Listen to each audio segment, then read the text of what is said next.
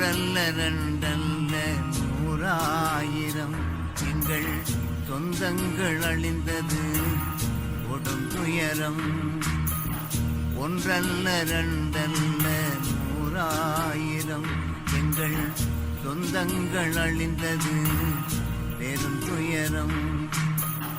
என்னாலும் நினைத்து நினைத்து அழுது துடிக்கிறோம். தாண்டி எங்களை போக சொல்லி ஆமி கையெல்லாம் காட்ட தொடங்கிட்டோம். நீங்கள் இதை தாண்டி போய்தான் ஆகணும், அந்த பண்டை தாண்டி உள்ளுக்க போகணும்னு சொல்லி காட்ட தொடங்கியாச்சு.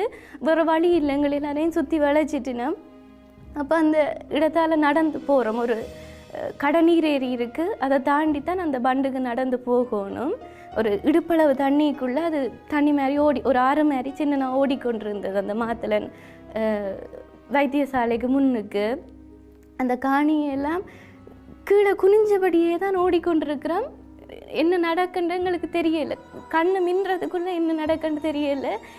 எங்களோட முன்னுக்கு நடந்து வந்து கொண்டிருந்த ஆக்கள் எல்லாம் குண்டுபட்டு விழுந்து கொண்டிருக்கணும். அவைகளை மிதித்து கொண்டு தாண்டி கொண்டு பார்க்குறோம். இடுப்பு நாங்கள் வரைக்குள்ளே ஒரு அண்ணா கிடக்குறார், இடுப்புக்கு கீழே ஒன்றுமே இல்லை. அந்த உடம்பிருந்து இழுத்து கொண்டிருக்கு, கையால் இழுத்து கொண்டு முன்னுக்கு நகர்ந்து கொண்டு இருக்கிறார். இப்படியெல்லாம் பார்த்துட்டு அந்த கடநீர் ஏரிக்குள்ளால் அந்த தண்ணிக்குள்ளால் நடந்து வரோம். அந்த சதுப்பு நிலத்துக்குள்ளே நடந்து வரோம். இடுப்பு மட்டும் தண்ணியை கண் கொண்டு பார்க்கலாது. என்னென்னு சொன்னால் அதில் அப்படியே ரத்த கலர்லாம் அது ஓடிக்கொண்டிருக்கு. அது தண்ணியாக ரத்தமாண்டு வித்தியாசமே தெரியாது. நான் ஒரு வெள்ளை சட்டு தான் போட்டு கொண்டிருந்தேன். அந்த எனக்கு இடுப்புக்கு மேல் அளவுக்கு நடந்து வந்து வெளியில் பார்த்தா பிறகு அந்த தண்ணி இருந்த கரையெல்லாம் ரத்த கரை மாதிரி சட்டையில் பதிஞ்சிருக்கு. அப்படி கடந்து அதுக்கு பிறகு ஒரு பண்டை தாண்டி தான் நாங்கள் எங்களை கூட்டி கொண்டு போனவ. ஆமிட கட்டுப்பாடுக்குள்ள ஒரு பண்டை தாண்டி தான் நாங்கள் போகணும். அந்த பண்டான் கடைசியாக இருந்த இல்லை தமிழீழத்துக்கும் பிடிப்பட்ட இடத்துக்கும். அந்த பண்டை கடக்கிறோம், அதான் கடைசி நினைவு.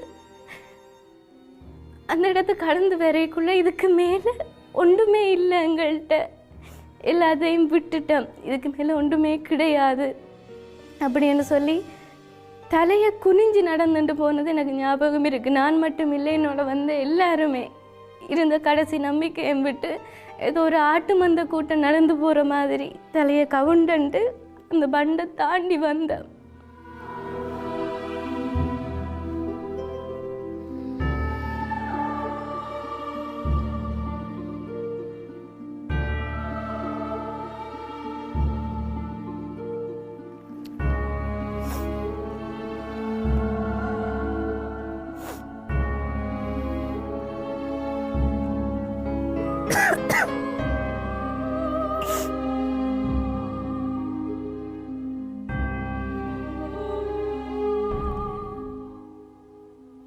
அதை தாண்டி வந்த பிறகு ஒரு பக்கத்தில் இந்த குண்டுகள்கிட்ட இருந்து தப்பிச்சு வந்தோமா இல்லை பிடிபட்டு வந்தோமா எந்த ஒரு சிந்தனையும் இல்லாமல், ஒரு மனசில் ஒரு சிந்தனையுமே இல்லாமல் அந்த பண்டை கடந்து வந்து இருக்கிறோம். ஒரு இடத்துல வந்து அந்த அடிமையில் இருத்தி வச்சுருந்த மாதிரி தான் முழங்கால் போட்டு இருக்க வச்சுருந்த ஒரு கூட்டமாக எல்லாரையும்.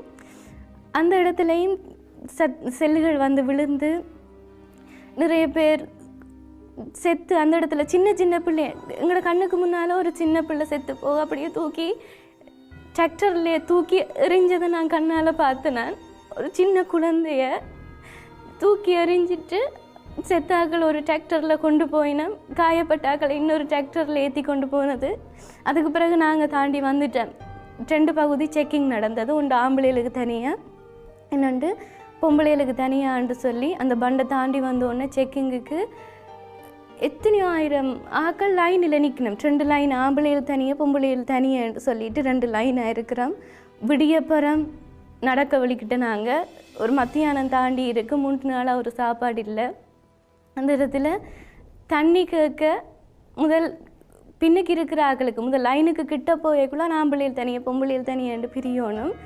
நாங்கள் பின்னுக்கு இருந்து வரையக்குள்ள லைனுக்கு பின்னுக்கு நிற்கக்குள்ள ஒரு அண்ணா ஓடி போய் ஒரு குட்டையில் சேத்து தண்ணி நின்றது, மழை பெஞ்ச தண்ணி நின்றது. ஒரு வீவா போத்தில் ஒன்றுக்குள்ளே அந்த சேத்து தண்ணியை வடித்து எடுத்து கொண்டு வந்து எங்கள்கிட்ட தந்தவர். அதை பார்க்க சேறு மாதிரி தான் இருக்கும். அது தண்ணி விடாய்க்கு அதை தான் நாங்கள் குடிச்சினாங்க. நான் மட்டும் இல்லை, அங்கே இருந்த நிறைய பேர் அந்த சேத்து தண்ணியை வடித்து அதில் வச்சு குடிச்சிட்டு நடந்து வாரம். செக்கிங் போனால் ஏதோ ஒரு அவமானமாக தலையை குனிஞ்சுட்டு போகிற மாதிரி தான் இருந்தது எங்களுக்கு. பிறகு பெண்களுக்கு தனியாக செக்கிங்னு சொல்லிட்டு வெறுமனே 10 வயசு தானே. அப்போ அங்கே 5 வயசோ 10 வயசோன்றது கணக்கே இல்லை. நீங்கள் தமிழகத்திலேருந்து பிடிபட்டு போனால் உங்களை பார்க்குற பார்வையே வித்தியாசமாக இருக்குமே சொன்னால் அதை நீங்கள் அந்த செக்கிங் பாயிண்டில் போய்க்க விளாங்கும். நீங்கள் போட்டிருந்த எல்லா உடுப்பையும் கலட்டுங்கன்னு சொல்லிட்டு தான் முதலாவது எல்லாரையும் பரிசோதித்து அதுக்குள்ளே வச்சு ஒரு கொச்சை தமிழில் அவமானப்படுத்துகிற மாதிரி அடி வாங்கிட்டு வந்திருக்குது நாயில்ன்ற மாதிரி கதைகள் சொல்லித்தான் அந்த பரிசோதனை பகுதியை தாண்டி தாண்டி வர ஒரு நாள் முழுக்க ஒரு பள்ளிக்கூடத்தில் கொண்டு வந்து வச்சுருந்தவ. அந்த பள்ளிக்கூடத்தில் 3 நாள் சாப்பாடு கிடையாது. அந்த பள்ளிக்கூடம் தான் அந்த பிடிபட்ட ஆண்டு கொண்டு போய் பள்ளிக்கூடத்தில் வச்சிருக்கணும். வரிசையில் நின்று ஒரு சுரங்கை அளவு தான் சாப்பாடு கொடுப்பினோம். எல்லாருக்கும் வரிசையில் நின்று வாங்கணும். சின்ன பாத்திரங்கள் கையில் கொண்டு வந்தாக்கள், அம்பிட்ட பாத்திரங்களை கொண்டு வந்தாக்கள் அதில் போய் வாங்குறது, இல்லை அதைக்கு இப்படி கை 2ஐயும் ஏந்தி கொண்டு வாங்கிட்டு அந்த ஆக்களும் இருக்கிறேன். அப்போ எனக்கு ஒரு 10 வயசு, தம்பியாக்கள் 7, 5 வயசுலையெல்லாம் சின்ன தம்பியாக்கள் இருந்தவ. 3 பிள்ளைகளும் சாப்பிடாம இருக்குன்னு சொல்லிட்டு அம்மா போய் அங்கே அந்த சாப்பாடு கொடுக்குற இடத்துல வாங்கினா பச்சை மட்டை கொடுக்குற ஆக்களுக்கு, சாப்பாடு கொடுக்குற இடத்துல வரிசையில் நின்ற ஆக்களுக்கு பச்சை மட்டையால் அடி எல்லாருக்கும் சொல்லி நீங்கள் அவங்கள நம்பி கடைசி வரைக்கும் இருந்த நீங்கள் தானே, சண்டைக்குள்ளே இருந்த நீங்கள் தானே என்று சொல்லி திருப்ப அங்கே இருந்த ஆக்களுக்கு பச்சை மட்டையால் அடித்து அதுக்கு பிறகு தான் அந்த ஒரு சிறங்கை சாப்பாட்டையே கொடுத்தவ. அதை வேண்டிட்டு வந்த பிறகு அந்த நாள் அப்படியே போயிட்டு அந்த பள்ளிக்கூடத்தில் அடுத்த நாள் ஓமந்தையில் பிடிப்பட்ட எல்லாரையும் கொண்டு போய் பரிசோதனை அப்படின்னு சொல்லி ஓமந்தையில் கொண்டு போய் வச்சுருந்தது. 20ஆம் தேதி பிடிபட்டுனாங்க. 21ஆம் தேதி விடியப்புறம் அங்கே பரிசோதனை நடக்குது. பரிசோதனை நடக்கிறதுக்கு முதல் எல்லாருக்கும் காலம்ப சாப்பாடு கொடுக்க போகிறோம் அப்படின்னு சொல்லிட்டு ஒரு பெரிய கூட்டம் நடக்குது. விடிய 7 மணிலேருந்து 12 மணி மட்டும் பெரிய பெட்டியலுக்கு கொண்டு வந்து ஒரு பேக்கெட்டுக்குள்ளே காபி கடலைன்னு கட்டி முன்னுக்கு வச்சுட்டு கூட்டம் நடக்குது. கூட்டம் நடத்துகிற ஆக்கள் வேறு ஆக்கள் எல்லாம் கிடையாது. எங்களோட இனத்தை சேர்ந்த நல்லா தமிழ் கதைக்கக்கூடிய ஆக்கள் தான் அந்த கூட்டத்தை நடத்துகினோம். நடத்த அங்கே இருந்த சின்ன பிள்ளைகள் பசிக்குதுன்னு சொல்லி அழத் தொடங்கிட்டதுகள். சின்னனுகள் இருந்ததுகள் முன்னுக்கு இருந்தாக்கள் அழத் தொடங்க. இப்போவும் அந்த சொன்னது காதில் நல்ல ஞாபகம் இருக்குது. மாத்தணையில் 2 பக்கமும் அடி வேண்டிட்டு வந்த நாயலுக்கு சாப்பாடு வேணுமாண்டு நல்ல தமிழில் அந்த இடத்துல சொல்லிச்சின. ஏன்டா அங்கே இருந்து வந்ததுகள் எல்லாம் 3 நாள் சாப்பிடாமல் சண்டைக்கு இருந்து வந்தாக்கள். பசியில் கத்தினதுக்கு இது பதிலாக வந்தது. அந்த நேரம் அங்கே இருந்தாக்கள் கத்தி அழத் தொடங்கிட்டினோம். இப்படி வந்து உங்கள்கிட்ட கையேந்தி சாப்பிட்றதுக்கு நாங்கள் சண்டையில் கடலோட கடலாக போயிருப்போம் அப்படின்னு சொல்லி சண்டை முடிய வந்து அந்த முகாமுக்கு இருக்கிற காலத்தை மாதிரி ஒரு கொடுமையான காலம் வேறு ஒன்றுமே இல்லை. இப்போ முள்ளுவேலிக்கு நிற்கிற படத்தை பார்த்து ஏக்கத்தோட பார்த்து நிற்கிற படத்தை பார்த்து அனுதாபப்படுறாங்க நிறைய பேர் இருக்கிறீங்க. அந்த சண்டை ஒரு வேளை சாப்பாட்டுக்கே நீங்கள் இயக்கத்தை நம்பி இருந்த நீங்கள் தானே என்று சொல்லி அவமானப்படுத்தி அந்த சாப்பாடை வேண்டி கொண்டு அந்த சாப்பிடேக்கு இருக்கிற அளவு வேதனை வேறு ஒன்றுமே இருக்காது. அப்போ மனசில் இருந்ததெல்லாம் சண்டைக்கு இருந்தாலும் அந்த மாதிரி நிம்மதி, அந்த வரிசையில் நின்று உப்பில்லாத கஞ்சியை வாங்கி குடிக்கக்குள்ளே இருந்த நிம்மதி இன்றைக்கு அந்த நாட்டில் இருக்கக்குள்ள ஒருத்தருக்கும் இருக்காது. அந்தளவு தூரம் யுத்தத்துக்கு பிறகு வந்திருக்கிற மாற்றங்கள் அந்தளவு தூரம் இருக்குது. முகாமிற்குள்ளே இருக்கக்குள்ள கேள்விப்பட்டிருப்பீங்க, மலசில் கூட குழிக்குள்ளே விழுந்து 10-15 பேர் இறந்து போயிருக்கிறேன். அப்படி இந்த யுத்தம் தந்திருக்கக்கூடிய அவலங்கள்ன்றது வெறுமனே ஒரு வார்த்தையால் சொல்லி மாளுற அளவுக்கு இல்லை.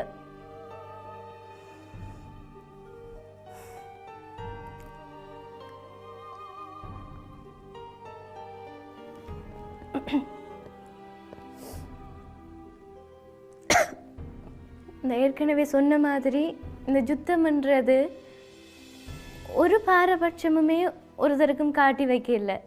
சண்டை முடிஞ்சு ஊருக்கு போயேக்கு தான் இடம்பெயர்ந்து போனாக்கள் எத்தனை பேர், மிஞ்சி வந்திருக்கிறாக்கள் எத்தனை பேருண்டு அங்கே ஊருக்கு போய்க்கலான்னு பார்க்கலும். இடம்பெயர்ந்து கேம்புக்கு எல்லாம் இருந்து வந்துட்டேன். நான் யாழ்ப்பாணத்துக்கு பிறகு போய் படிச்சுட்டு திருப்ப ஊருக்கு போகிறேன். என்னோட சின்ன வயசில் படித்தாக்கள் நிறைய பேர் அந்த ஊரில் இல்லை. ஒரு அம்மா சொல்கிறேன், நான் ஊருக்கு போய்க்கலாம் அம்மா சொல்கிறா. என்னோட ஒரு பிள்ளை படித்தது சரியான அமைதி, பெருசாக கதைக்க கூட மாட்டுது, ஒரே ஊரன்றபடியாக ஓரளவுக்கு கதைக்கும். அவ இருந்த பங்கருக்குள்ள குண்டு விழுந்து உடம்பே எடுக்க இல்லாத அளவுக்கு அந்த பிள்ளை சிதறி அங்கேயே செத்துட்டு, நிறைய பேர் பக்கத்தில் இருந்தாக்கள் பங்கருக்குள்ள குண்டு விழுந்து உடம்பே எடுக்க இல்லாத அளவுக்கு செத்தாக்கள் எல்லாம் நிறைய பேர் இருக்கணும். அந்த அம்மா இப்போ போனாலும் சொல்லுவேன், என்ற பிள்ளை இருந்திருந்தா உன்ன மாதிரி நான் படிப்பிச்சிருப்பேன் தானே என்று சொல்லி 9, 10, 11 வருஷம் தாண்டிட்டு இவ்வளவு எதிர்பார்ப்போடு ஒரு குழந்தைய பெற்று வளர்த்து வச்சிருந்த நேரத்தில் அவ்வளவு கனவுகளையுமே அழித்தது இந்த யுத்தம்தான். மத்தியானம் எங்களோட கண்டு சிரிச்சிருப்பினம். முதல் சொல்லியிருந்தேன், நான் ஒரு வீட்டில் 2 பேருக்கு மேலதிகமாக எப்பவும் சாப்பாடு இருக்குது. என்னென்னு சொன்னால் அங்கே தெருக்கூத்துக்கு வாராக்கள் இருப்பினம், இல்லாட்டிக்கு எங்கேயாவது போயிட்டு காவலுக்கு போயிட்டு களைச்சி விழுந்து மத்தியானம் போகிறாக்கள் இருப்பினம். இப்போ ரோட்டுக்கு ஆமி நிற்கிற மாதிரி அங்கே ரோட்டுக்கு ஆக்கள் நிற்பினம். எங்கட பிள்ளைகள் நிற்குதுகள் என்று தான் வீட்டை இருக்கிறார்கள் சொல்லுவினம். இப்போ எப்படியும் 2 பேருக்கு மேலதிகமாக சாப்பாடு இருக்குது. எனக்கு ஞாபகம் இருக்குது, பாரதி என்ற ஒரு ஆள் மத்தியானம் ஒரு 12 மணி இருக்கும், அவசரமாக நான் பேஸுக்கு போகிறேன் அப்படின்னு சொல்லிட்டு ஓடிக்கொண்டிருந்தவ ஒரு 12 மணி இருக்கும் வந்து வீட்டை சாப்பிட்டுட்டு ஒரு 10 நிமிஷம் பிந்தி போயிருந்தா நாங்கள் திருப்ப அவாவை பார்த்துருப்போம். சாப்பிட்டு போய் ஒரு 10 நிமிஷம் தான் இருக்கும், அவள் இருந்த இடத்துல குண்டு வெடித்து அவள் வீரச்சாவு, அவள் இறந்துட்டா அப்படின்னு சொல்லி நம்ம ஒரு 10 நிமிஷத்துக்குள்ளே கண்ணுக்கு முன்னால் இருந்தாக்கள் திருப்ப இருக்க மாட்டினோம். ஒவ்வொருத்தராக இழந்து கூட இருந்தாக்கள் எல்லாரையும் கண்ணுக்கு முன்னால் கொடுத்துட்டு பொடி இருக்கும், கண்ணுக்கு முன்னால் புதைக்கிறதுக்கு இடம் இருக்காது. அப்படி எல்லாரையும் ஒரு லேண்ட் மாஸ்டரில் டிராக்டரில் தூக்கி ஏற்றிட்டு போகிறது தான், இல்லாட்டிக்கு அந்தந்த இடத்துலையே விட்டுட்டு வர்றது. புதைக்கிறதுக்கு எல்லாம் இடம் இருக்காது, அங்கே அந்தந்த இடத்துலையே விட்டுட்டு வர வேண்டியது தான். எதுவுமே அந்த இருக்கைக்குள்ள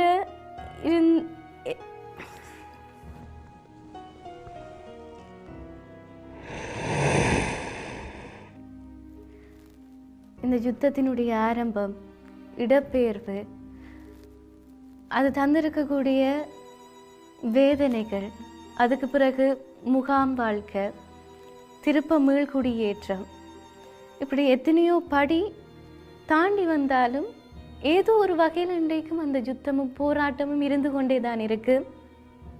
காணாமல் கொடுத்தவர்களை தேடி, இன்னும் கல்விக்கான உரிமையை தேடி, ஏதோ ஒரு வகையில் இந்த போராட்டம் இப்போ வரைக்கும் தொடர்ந்து இருந்து கொண்டே தான் இருக்குது.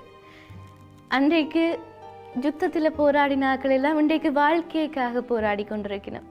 யுத்தத்தில் நாங்கள் நல்லா இருக்கணும், நாங்கள் உயிர் பிழைச்சி அடுத்த தலைமுறை நல்லா இருக்கணும் என்று ஆசைப்பட்டாக்கள் எல்லாம் இன்றைக்கு கை கால் இல்லாமல் தங்களோட வாழ்க்கையை கொண்டு நடத்துறதுக்கே திணறி கொண்டிருக்கணும். இந்த யுத்தத்துக்கு முதல் 2 கால் கையோடு இருந்தாக்களுக்கெல்லாம் இப்போ கை இல்லை, ஊன்றுகோல் இல்லாமல் நடக்கவே முடியாது, சக்கரை நாட்கால் இல்லாமல் அவையோட வேலையெல்லாம் செய்யவே முடியாதுன்னு சொல்லி நாங்கள் யுத்தத்துக்கு முதல் பார்த்த மனிதர்கள் வேறு, இப்போ பார்க்குற மனிதர்கள் வேறு. வாழ்வாதாரத்திலையும் சரி, தனிப்பட்ட வாழ்க்கையிலையும் சரி, இந்த யுத்தத்துக்கு பிறகும் 11 வருஷத்துக்கு பிறகும் தினம் போராடி கொண்டிருக்கிறார்கள் எத்தனையோ பேர் இருக்கணும். இன்றைக்கு வரைக்கும் ஒரு நாள் ஜீவனோபாயத்துக்காக இந்த யுத்தத்தின் வடுக்களை உடம்பில் தாங்கி கொண்டு செல் இருக்கும், உடம்பில் செல்லின்ற பீஸுகள் உடம்பில் இருக்கும். அதே மாதிரி கால் கையெல்லாம் இழந்து ஊனமானாக்கள் நிறைய பேர் இருப்பினம். இப்படி யுத்தத்தின் வடுக்களாக இன்றைக்கு வரைக்கும் வாழ்ந்து வாழ்க்கையை திணறியபடி தள்ளி கொண்டிருக்கிறார்கள் நிறைய பேர் இருக்கணும். யுத்தம் தந்திருக்கக்கூடிய சாட்சியம் எல்லாம் அவையிலெல்லாம் வாழுகிற சாட்சியங்கள், இந்த யுத்தத்தினுடைய வாழ்கிற எச்சங்களாகத்தான் நான் நீங்கள் எல்லாருமே இருந்து கொண்டிருக்கிறோம். இவ்வளவத்தையும் தாண்டி இந்த யுத்தம் தந்த வடுக்களோடு தான் எல்லாரும் வாழ்ந்து கொண்டிருக்கிறோம். இனி வாழ வேணும். இந்த யுத்தத்தையும் மக்களையும் வச்சு மக்களின் நலனுக்காக பேசுகிறோம் என்று பேசுகிறார்கள் அத்தனை பேரும் உண்மையாக இந்த மக்களுக்காக, இந்த யுத்தத்தினுடைய அடையாளங்களாக, உயிரோடு இருக்கிற எச்சங்களாக வாழ்ந்து கொண்டிருக்கக்கூடிய இந்த மக்களுக்காக செயற்பட்டாலே ஏதாவது ஒரு மாற்றம், இந்தளவு காலமும் கஷ்டப்பட்டதுக்கு ஏதாவது ஒரு மாற்றம் வரும். ஒன்றல்ல ரெண்டல்ல நூறாயிரம் எங்கள் சொந்தங்கள் அழிந்தது கொடும் துயரம். ஒன்றல்ல ரெண்டல்ல நூறாயிரம் எங்கள் சொந்தங்கள் அழிந்தது பெரும் துயரம். என்னாலும் நினைத்து நினைத்து அழுது குடிக்கிறோம்.